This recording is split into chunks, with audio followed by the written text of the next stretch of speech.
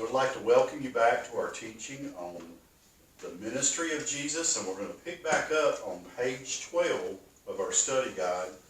We're on letter C, number 2, and we're talking about the miracle ministry of Jesus. Through the ministry of Jesus, multitudes were supernaturally fed. Last time we talked about the miracle of the storm, of how Jesus ministered through that storm, and he actually calmed that storm, and that was called a miracle.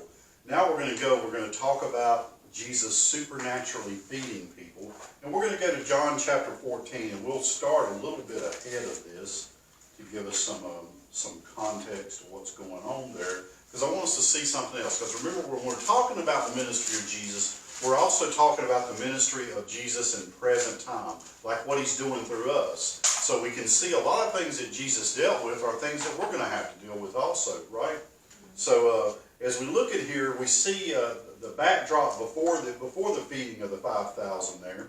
We see the backdrop is that Herod had a party, if you will, a meeting, and he had a lot of people around him, and his daughter-in-law there, or his daughter there, had danced before all the people there, and he made a vow, and his vow was that he would give her whatever she wanted. And she'd already been talked to by her mother, and her mother had already told her to ask for John the Baptist's head. And so we're in Matthew chapter 14. We're going to be reading there in 13 through 21, but we're just going to go a little bit ahead of this to because I want you to see something here. So because he didn't really have, the king really didn't have anything against John, and he didn't really want to do this, but because he made this oath and because of the people standing around him, he did this, and he actually beheaded John, who was in prison at the time, and brought his head on a charger and gave it to the damsel. And then she, of course, took it to her mother. So in verse 12 there it says, his disciples came and took up the body and buried it. And then they went and told Jesus. So Jesus is just receiving this information. So in verse 13 it says here, when Jesus heard it, he departed thence by ship into a desert place apart. Jesus wanted to be alone. He wanted to get alone and talk to his Father. I believe it has something to do with how he was reacting to the fact that John the Baptist had been beheaded. But it says here that when he went to this desert place apart, when the people heard that they followed him on foot out of the city. And Jesus went forth and he saw the great multitude, and he was moved with compassion toward them, and he healed their sick. And when it was evening, his disciples came to him, saying, this is a desert place, and the time now is past. Send the multitude away, that they may go into the villages and buy themselves victuals. What the disciples were saying, we don't have anything to give these people. We're out here in the desert place. There's nothing to eat out here. Let's send them away so that they can get food. But Jesus said to them, they don't need to depart. Give ye them to eat. You give them something to eat. And they say to him, we have here but 5 loaves and 2 fishes. And he said, bring them hither to me. And he commanded that the multitude sit down on the grass. And he took the 5 loaves and the 2 fishes, and he looked up to heaven, and he blessed, and he brake, and he gave the loaves to his disciples. That's always been a really interesting subject. He didn't just have them sit down and food just fall out of heaven into their lap, did he? But he distributed this miracle, if you will. He distributed this miracle to his disciples, and then his disciples distributed it to the people that were sitting around, to the multitude. And they did all eat and were filled, and they took up of the fragments that remained 12 baskets full, and they that had eaten were about 5,000 men, besides the women and children. So there was a lot more there than the 5,000 men, but this was truly a miracle. He fed all these people here. And then it says, remember now what's going on in Jesus' life right now with John the Baptist and everything, and Jesus was going to get away, but when he saw the multitude come to him, he was moved with compassion. He began healing. He began ministry. And then it says here in verse 22, and straightway Jesus constrained his disciples to get into the ship to go before him and to the other side while he sent the multitude away. And there's a reason for this. This wasn't just happening because he was just trying to rush his disciples out. There was a particular reason from it. And if you've been reading your different accounts here, I'm sure you'll find that out. I think maybe the account in John that was kind of instrumental to telling you why. But you look at the other accounts, you can find out more about why. But I've got to try to, it's hard sometimes because there's so much teaching in what we're talking about here. It's hard to stay focused just on that teaching. So we're going to try to do that. But straightway, he sent his disciples to get into his ship before him to go to the other side while he sent the multitude away. And when he had sent the multitude away, guess what? It says that he went up into a mountain apart to pray. So still, Jesus is still trying to get away by himself to talk to his Father here. And he was there alone. But the ship was now in the midst of the sea and has been tossed by waves, for the wind was contrary. So in the fourth watch, it says there, fourth watch of the night, Jesus went to them walking on the sea, which is another one of your miracles that's listed there. But see, what I want you to get a flavor of here is the fact that when you're in ministry, there are going to be multiple times that you're going to be interrupted. Because a minister has a life just like anyone else does. They're going to have problems with their children. They're going to have the car break down. They're going to have to fix something at the house. They're going to have to take the dog to the vet. Whatever it may be, there's going to be things that they're going to have to do, and there's going to be interruptions. And so it's very common that if you're going to be a pastor, you're going to receive a phone call at 3 o'clock in the morning. That's the given. It's going to be that way. So when you have a wife and a family, they have to understand, they have to know that those interruptions are going to happen. There's going to be times when Dad's going to have to jump up and get out of bed and go minister because that's part of it. Ministry to people doesn't happen at a set time, but those interruptions are the time of ministry. So Jesus would love to be with his Father praying right now, but he saw the multitude and he had compassion on the multitude. And then when he does get away again, his disciples are in trouble. They're out in the sea, and the sea's moving them back and forth. So he goes out to them, and when his disciples saw him walking on the sea, they didn't know what to say, did they? I mean, wow, this is a spirit. Something's going on here that's not right. They weren't used to that, and they were afraid. But straightway Jesus spake to them and said, "Be of good cheer, because it's I. Don't be afraid." And then we know the rest of the story about how Peter walks out on the water and asks Jesus to bid him to come, and Jesus does. And he walks out on the water, and as long as his eyes are on Jesus, he's okay. But when he starts looking at the things going on around him, then that's when he begins to sink. And even in that, he says, "Jesus saved me." And Jesus reaches down and saves him, puts him back in the boat. So just wanted to, and there's some other stories there that will tell you that was the feeding of the 5,000, and then if you look on in the next chapter of Matthew, in chapter 15, begin at verse 32, you'll find another account of the feeding of the 4,000 there, and you have your other scriptures there that give you other insights into that. Let's read John 6:26 though. John 6, verse 26. They were following Jesus. The multitude were following Jesus. They saw the miracle of Jesus healing people, and that miracle inspired them. It drew them to Christ. It made them understand that Christ was not like any other person. And that's kind of a neat thing. When you think about the fact that we were told, and we learned this from our previous ministry of Jesus' teaching ministry, that it told us that Jesus didn't teach like the scribes, that he taught with authority. Can you get a touch of that right now? Because you see, he's feeding the 5,000. They're sitting out there. The disciples are wringing their hands, wondering, what's going on? How are we going to feed all these people? And Jesus said, don't worry about it. You guys feed them. Just like that. So not only, and remember now, he taught before. His disciples were there when he taught before, and he taught them saying, don't worry about what you're going to eat, or what you're going to wear. You know, don't worry about those things. You know, and he even told them not to even worry about the future, not to worry about what was going to happen. That there's a sufficient amount of things today to be concerned about. Don't worry about those things. So not only would he tell them not to worry about those things in teaching, but he also, in demonstration, he showed them that they didn't have to worry about that, that their Father was going to provide for them. And remember Jesus saying that man shall not live by bread alone, but by every word that proceeds out of the mouth of God. And him being the word that proceeded out of the mouth of God. Isn't that awesome?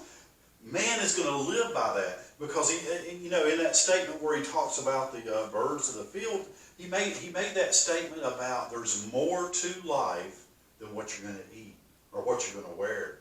You know, and we say, well, wait a minute, if you don't eat, you don't live. No, there's more to living than providing for this natural body. There's more to living than providing for this natural body. And that's what he was showing them. But here in John 6:26, Jesus answered and said to them, Verily, verily, I say unto you, you seek me not because you saw the miracles, but because you did eat the loaves and were filled. So, well, I mean, just to kind of give you a little back, we'll go back a few verses there. With the people, verse 24, when the people therefore saw that Jesus was not there, neither his disciples, they also took ships and they came to Capernaum, seeking for Jesus. They were seeking for Jesus. Now that's a good thing, right? That people are seeking for Jesus. And when they found him on the other side of the sea, they said unto him, Rabbi, when camest thou hither? How'd you get here? Jesus, knowing that they're seeking after him, looks at him and says, you're not looking for me because you saw the miracles and you're believing. You're looking for me because of something I can provide for you. And here, this goes back to that thing about spiritual and natural, doesn't it? You're not seeking after me because of something spiritual. You're seeking after me because of something natural. Do we have people like that today? Do we have ministries like that today? We have ministers that will appeal to people's flesh in all kinds of different ways. And we're going to find out about, we're getting ready to talk about the miracle of the money coming here in just a minute. But there's a lot of ministries that are just set up to appeal to people. Hey, if you give this amount of money to this ministry, you're going to get rich. You're going to make all this guy. What are they doing? They are appealing to people's flesh. In many cases. Now, I'm not saying in all cases.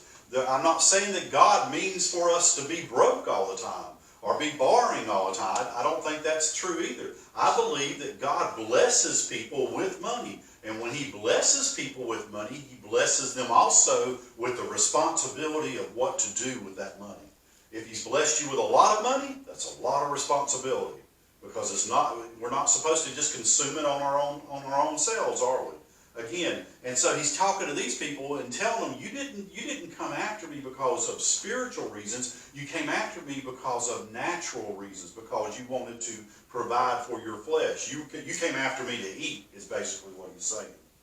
And then he went on to tell them, labor not for meat which perishes, for that meat which endureth, but for that meat which endureth to everlasting life, which the Son of Man shall give unto you. For him hath God the Father sealed, which this is awesome too. There's more teaching there too. But what he's telling us not to labor, not to spend our time, money, and energy on just the things of the natural, but spend that time, money, and energy on things of the supernatural, on things that are spiritual, on ourselves spiritually in some cases, but especially on other people. How do we know that? We have the example. Jesus said, I did not come here so that I could be ministered to. I came here so I could minister. And then we'll talk about that some more here in a little bit too. Let's go down to number 4 there. We know we've seen Jesus walked on the sea, which is number 3. But also through the ministry of Jesus, money was supernaturally provided to pay taxes for both Peter and Jesus. And this is a good story. One of our students talked about last week how she just really loved the idea of how this had some natural stuff in it too, didn't it? I mean, think about this. Okay, well let's read the story before we think about it. Let's go to Matthew 17. And we'll start with verse 24. And when they were come to Capernaum, they that received tribute money came to Peter and says, Doth not your master pay tribute? And Peter, being the honest man that he is, he says, yes. And when he was coming to the house, Jesus prevented him. Now, Jesus may have not even heard what was going on here. Peter was asked, and Jesus said, absolutely, Jesus pays taxes. and so before he comes into the door, Jesus is standing there stopping Peter and saying, what do you think, Simon? Of whom do the kings of the earth take custom or tribute from? Of their own children or of strangers? And Peter said unto him, of strangers. Jesus said unto him, then are the children free? Notwithstanding, lest we should offend them, go to the sea, cast in a hook, and take up the fish that first comes up. I like that statement, that first comes up. And when thou hast opened his mouth, thou shalt find a piece of money that take and give unto them for me and for you. Now, there's so much in there. I love this. But Jesus starts out with a teaching, and he shows them that they're free. But you know what? In case you're thinking about not paying your taxes, let's look at what Jesus did here. Jesus didn't say, well, we're free. We don't have to pay taxes. Forget that guy. He didn't say that, did he? He said, notwithstanding, lest we should offend them, and look up that word offend, it means to cause them to stumble. Unless we should cause them to stumble. What Jesus was saying was, that's not the important thing. That's not the thing to be focused on. So go ahead and pay your taxes. And I know that's a big expense sometimes. Wouldn't we just love it if the Lord just told us we didn't have to pay taxes? But pay your taxes and just trust God for the rest of it, because that's not the important thing. Remember what Jesus did? Should we pay tribute to Caesar? Well, let me see a coin. Whose image is on this coin? Well, it's Caesar's. Okay, well then give to Caesar what belongs to Caesar, and give to God what belongs to God.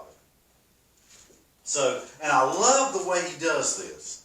He could have, the sister was talking about how it was a natural thing that happened, how he used that natural thing to provide this miracle. And he could have had like just a piece of coin fall out of heaven, glowing as it came down, so everybody could see the miracle and land on his hand and said, okay, Peter, go pay our taxes. We got this supernatural gold that just fell down through here. But he didn't do that. He sent Peter to go fishing. Now, Peter was a fisherman. And you know what I love about this? He said, the first fish that comes up, take the money out of his mouth. You know what that tells me? It means I'm going to catch a bunch of fish that day. Yes, sir. Because all I got to do is take the first fish. The money's coming out of the first fish. The first fish lets me know there's going to be a second. Maybe there's going to be a third. So I love the fact that he told Peter to go fishing. Go fishing. And so he provided that money for him, and I think he was teaching Peter a very good lesson there. Peter really didn't know what to say to the tax collector, I imagine. Well, I don't know. I ain't never saw Jesus pay taxes. I don't know. But he just answered right away, yes, because he didn't want people talking about his master. He didn't want people talking about the Lord or questioning the Lord.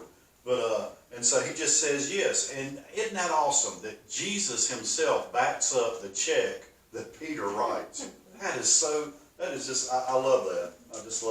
I think God has a sense of humor, and he shows us things in there if we're wise enough to see it or not, because there's many things that he could do just a completely different way. But again, I love the fact that he uses a fisherman to go fishing to pay his taxes. A supernatural abundance of fish were caught as a result of miracle ministry of Jesus. Again, we're just going to stay with this fishing thing, and we'll go to Luke chapter 5.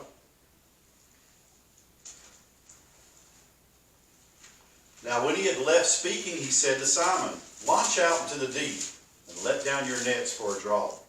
And Simon answered and said to him, Master, we have been toiling all the night, and have taken nothing. Nevertheless, at thy word, I will let down the nets. Now again, Simon's a fisherman. This is not his first rodeo to going out there and, okay, we haven't caught no fish. Pack up the nets. We'll go back and fix them up and everything. Let's just go back in. No use wasting our time. But he said, we've been going all day, we haven't caught anything, but nevertheless, at your word, because you said do it, we're going to drop down our nets again. And when they had this done, they enclosed a great multitude of fish, and their net brake. And they beckoned unto their partners which were in the other ship, that they should come and help them.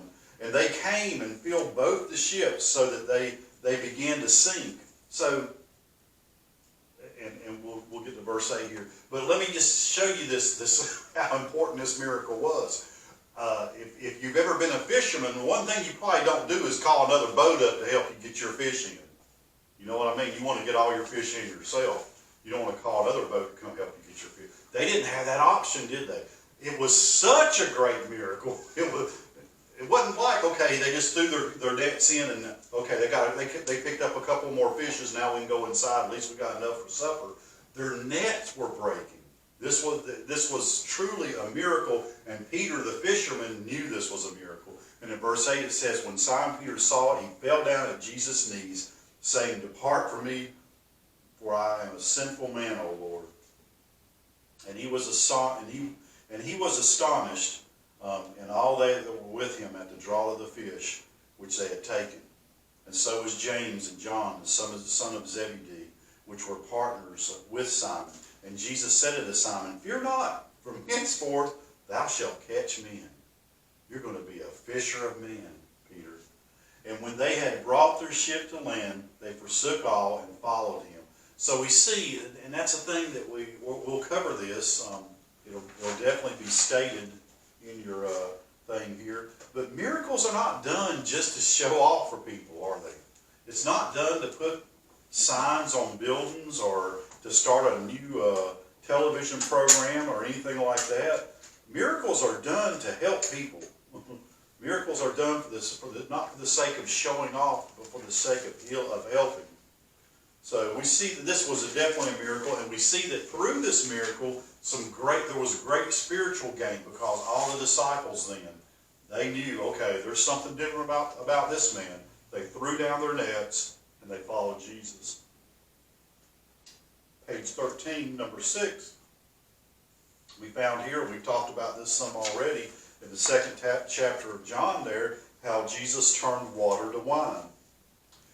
Many people believed in the name of Jesus because of the miracles that he did. And we can look at John chapter 2, verse 23.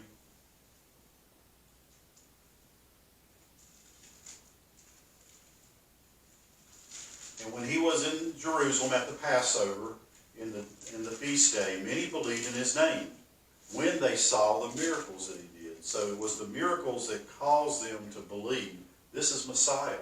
This is the one that's coming. And I'm not really sure how many people knew about the miracle of the water being turned into wine. It really doesn't tell us that everybody knows.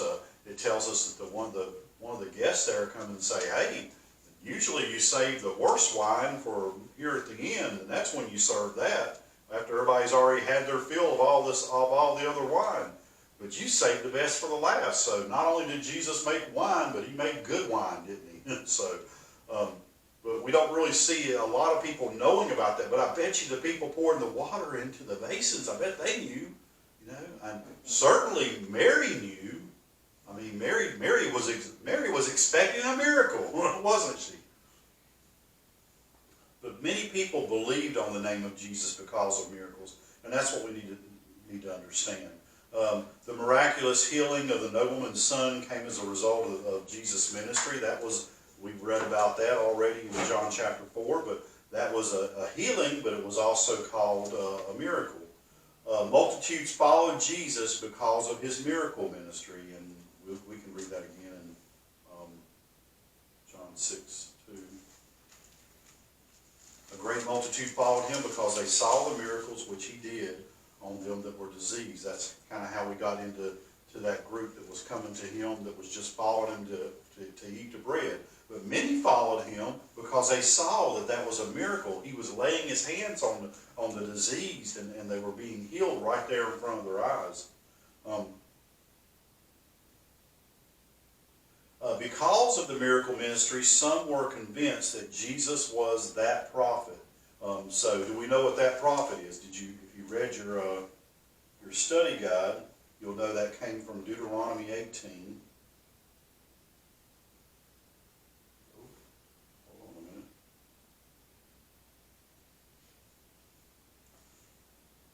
Deuteronomy 18, beginning with verse 15 there.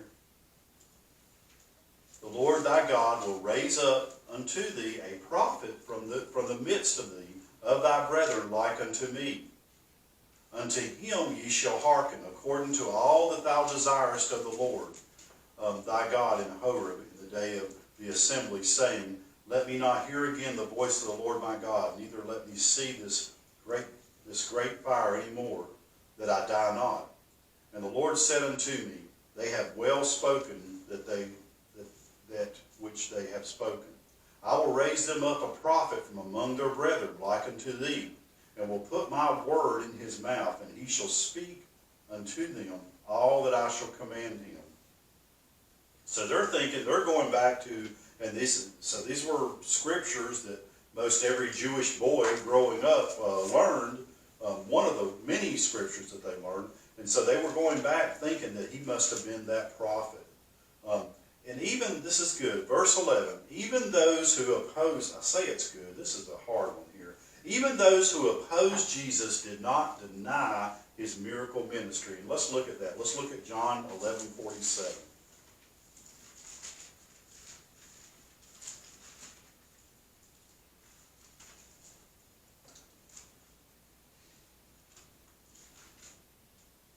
Then gathered the chief priests and the Pharisees a council. So they're getting together, they called a council, and they said in this council of these chief Pharisees, and remember these are religious leaders, right? Okay, what are we going to do? This man doeth many miracles.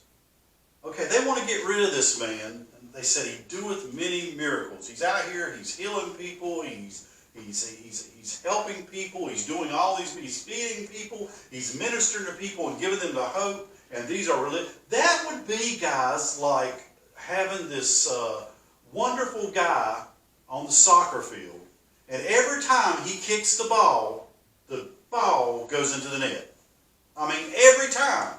And you have all these soccer players that would get around and say, we've got to get rid of this guy. He's bad for business. We've got to get him out of here. It makes no sense to me. Jesus was doing what they were supposed to be doing. What they were commissioned by God, if you will, to do. He was doing this, and they sought to get rid of him. And they knew that he was doing miracles. It doesn't make any sense. If we let him thus alone, all men will believe on him, and the Romans shall come and take away both our places and nation. So again, where is their minds? What are they thinking? They're not thinking spiritual, they're thinking natural. But even those that opposed him, even those that were coming against him, they still could not deny the fact that he was doing miracles in his ministry. The raising of Lazarus from the dead is called a miracle in John 12:17. The people therefore that was with him when he called Lazarus out of the grave and raised him from the dead bear record. For this cause the people also met him, for that they heard that he had done this miracle. So they called it a miracle. The Pharisees therefore said among themselves, Perceive ye how ye prevail nothing. Behold, the world is gone after him. Yeah, well, many went after him, and praise God that the world is still going after him, and should be. But we see here that the raising of Lazarus was truly a miracle, and they recognize it as a miracle. Although Jesus performed many miracles, not everyone believed on him. Yes, there were many people that followed Jesus, but there were people that actually saw, in addition to these Pharisees, there were people that actually saw Jesus doing miracles and didn't believe on him. And we see that in verse 37 there, if you want to just skip down there. But though he had done so many miracles before them, yet they believed not on him. And then he goes on to talk about, well, that was to fulfill Isaiah's prophecy. the Lord who has believed our report, and who has the arm of the Lord been revealed? Therefore they could not believe, because Isaiah also said, He hath blinded their eyes and hardened their hearts, that they should see with their eyes and understand with their hearts and be converted, and I should heal them. So we see here that there were people that would actually set their eyes on the miracle that Jesus did and still not believe on Him. The miracles that Jesus did were a great variety. And again, I like that. You guys heard me talk about that before, about I don't like the idea of how people just kind of place things in boxes and say, okay, this is the way we have to do this because so-and-so did it this way. And so, I mean, you know, Samson went and slayed the Philistines with a jawbone and axe, so we just carry jawbones around with us to protect our house now or whatever, you know. It's not like that. Jesus did things in so many different ways because He didn't want people worshiping a method. You know, He didn't want them worshiping a procedure. He wanted them to worship God, to know that God was doing this. And we'll see why here in a minute. There was a really good reason for that too. But there was a variety. Some of the healings which Jesus wrought were called miracles, some of His healings, and you got those listed for you there in those three sections of John there. Jesus referred to casting out devils. Jesus referred to casting out devils as a miracle. Let's read that. Mark chapter 9.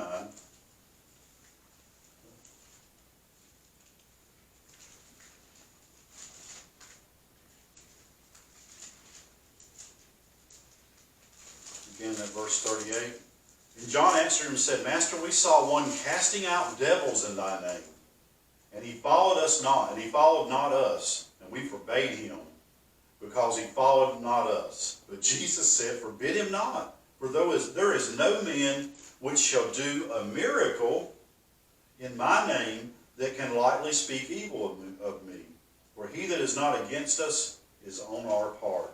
For whosoever shall give you a cup of water to drink in my name, because you belong to Christ, verily I say unto you, he shall in no wise, he shall not lose his reward.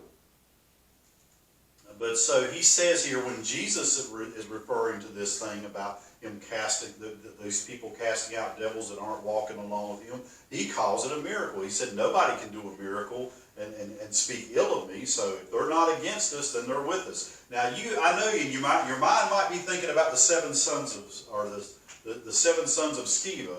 I want you to understand that's a completely different thing. Now you're talking about somebody who knows Christ, is just not following along with this particular tribe, if you will, who knows Christ but is doing the things. So they can't speak evil of Christ.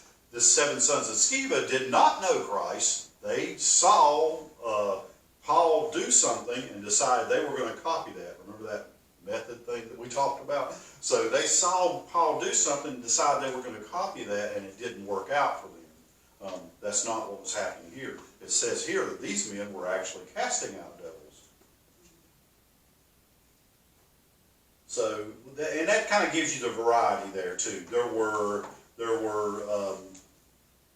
times when healing was done and it was called a miracle. There were times when casting out devils were done and it was called a miracle. There were times when people were raised from the dead and it was called a miracle. So there was a number, a variety of miracles that were done.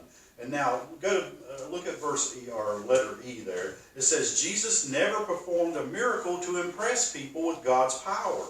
Supernatural signs are not given to impress people. They are given to help people. And see, if your mind is like that, you will see God do great things in your life.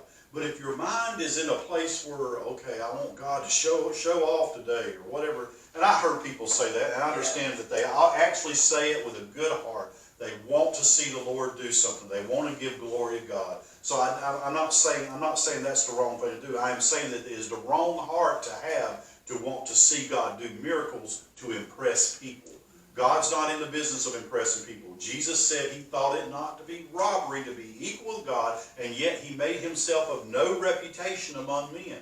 So and we are supposed to do the same. We're not supposed to be trying to impress people.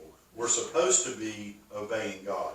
You know, it's hard to listen to God speak and obey him when you're going around worried about what everybody else thinks about you, isn't it? It's a conflict in your heart. You can't do both those things.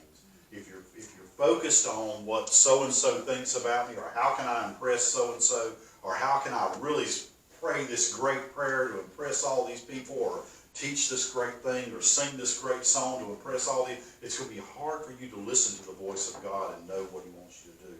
So Jesus didn't go around performing miracles to impress people, and neither should we. That's not what we're supposed to do.